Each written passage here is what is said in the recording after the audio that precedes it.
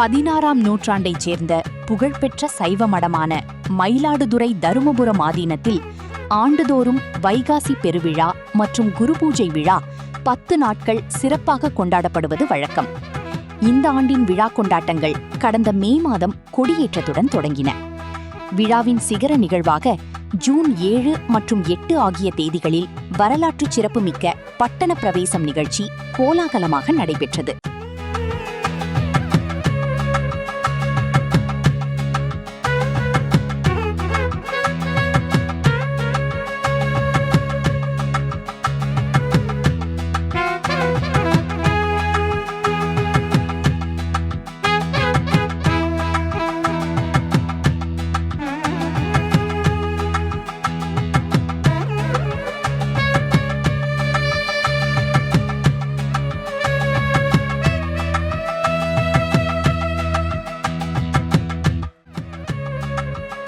விழா இரவில் தருமபுரம் ஆதீன கர்த்தர் பாரம்பரிய முறைப்படி சிறப்பு ஆடைகள், ஆபரணங்கள் மற்றும் தங்க பாதுகை அணிந்து சிவிகை பல்லக்கில் எழுந்தருளினார்.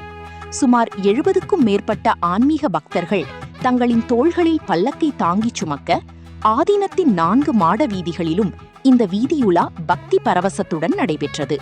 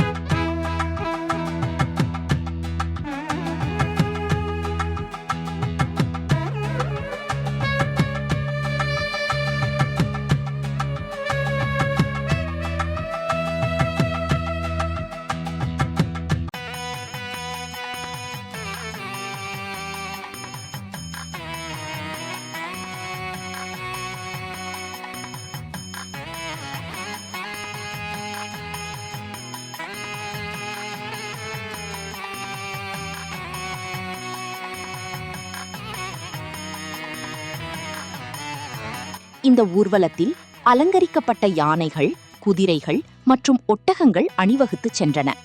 மேலும் மயிலாட்டம், ஒயிலாட்டம், கரகாட்டம், பொய்க்கால் குதிரையாட்டம் போன்ற பாரம்பரிய கலை நிகழ்ச்சிகளும் ஆங்காங்கே நடைபெற்றன.